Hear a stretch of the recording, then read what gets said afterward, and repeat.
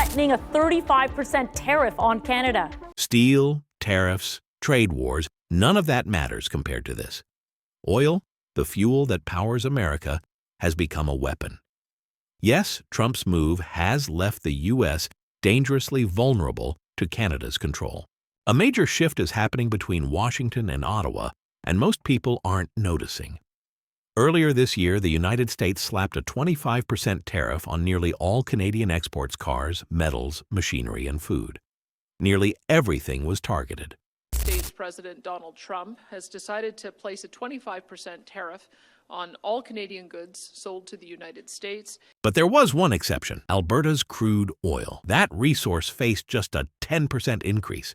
I'm probably going to reduce the tariff a little bit on that. We think we're going to bring it down to 10% on the oil. So, on the surface, it seemed strategic. Beneath it, it exposed a harsh reality that the United States cannot function without Canadian oil. Canada is the fourth largest oil and gas producer in the world, and 97% of its energy exports flow directly into the U.S. The United States produces roughly 13 million barrels of oil per day, but consumes about 19 million. I want to help the Americans get global energy dominance because they cannot do it without us. They produce 13 million barrels a day of oil. They consume 19 million barrels a day. So it simply means that over 60% of America's imported oil comes from Canada alone. In the Midwest, nearly 3/4 of refinery crude is Canadian. These figures aren't just numbers, they reflect deep infrastructure dependency. American refineries were custom-built for Alberta's heavy, sulfur-rich crude, designed decades ago to handle this specific type of oil. Refineries in the Midwest and Gulf Coast are hardwired for Alberta's heavy crude.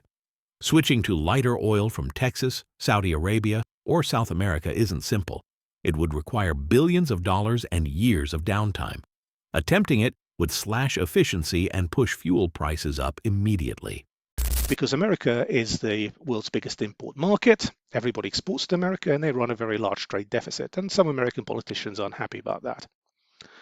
Amongst the products that are being threatened with tariffs are non-US oil imports, including crude from Canada, Mexico, and other places. It's obvious that without Canadian oil, the U.S. couldn't run its refineries, and entire industrial regions would face slowdowns or shutdowns. As Trump's tariff plan unintentionally highlighted this dependency, while almost all Canadian goods were targeted at 25%, oil received only 10%. That exception wasn't an oversight. It was a tacit acknowledgement. America can apply pressure on cars or metals, but Canadian crude is untouchable. It is the lifeline that keeps the U.S. economy running. Meanwhile, Canada has quietly expanded its leverage. In May 2024, the long-delayed Trans Mountain Expansion, TMX, became operational. Pipeline capacity jumped from 300,000 barrels per day to 890,000, nearly triple the previous limit. For the first time, Canadian oil could bypass the United States entirely. However, the tankers began shipping directly from the Pacific coast to Asia and other global markets. By mid-2025, exports outside the U.S. hit almost 400,000 barrels per day, giving Canada options Washington has never faced.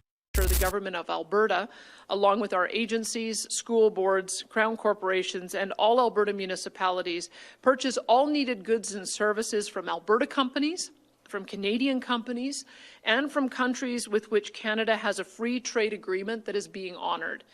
Second, no further purchases of U.S. alcohol or new VLTs will be permitted through the AGLC until further notice. We just have to drink a bit more BC wine and Alberta craft beer and spirits, and that's just fine with us. Third, I'm directing my government to assist our grocers and other retailers with labeling all Canadian products in our stores and ask them to voluntarily purchase their stock from vendors in Alberta, Canada, or countries that we share free trade agreements with that are being honored. Our government will also augment these efforts with a substantial advertising campaign to assist Albertans to more easily access information about where various products on store shelves are from. I understand as well that there's at least 4 apps that have been created in recent weeks and months that can assist Albertans in doing this. The implications are stark. American refineries are structurally dependent on Alberta's crude.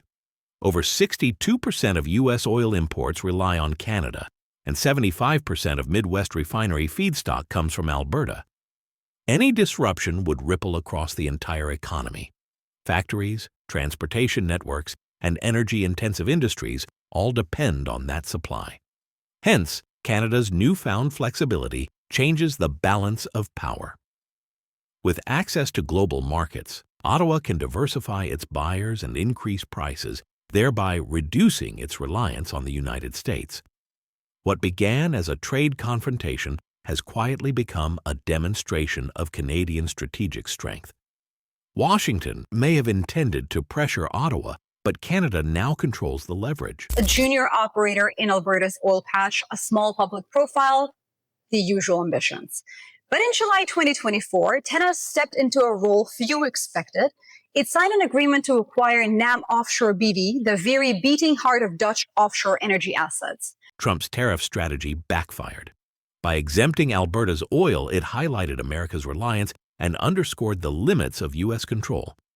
Meanwhile, Canada's infrastructure investments in pipelines, ports, and tankers ensure it can sell directly to global markets. Now, Ottawa is no longer just a supplier. It has bargaining power, market options, and economic security that Washington cannot influence directly. But make no mistake, this issue isn't going away. As global energy demand rises and U.S. dependence on Canadian crude continues, the pressure will only grow. And when one superpower relies on another for its energy lifeline, negotiations can quickly turn into strategic leverage. Similarly, Canada's firm position has sent a clear message to Washington that the oil supply will not be controlled under coercion. Because this isn't just about barrels of crude. It's about sovereignty, economic independence, and survival. The United States may have the world's largest military and economy, but in the war for energy and resources, Canada holds the high ground. And as global energy dynamics shift, that power is becoming more valuable every single day. The battle over oil isn't over. It's just entering a new phase. How long can the U.S. maintain its energy security without Canada? And how far will Ottawa leverage its power? Like, share, and subscribe to stay updated on this high-stakes energy showdown as it unfolds.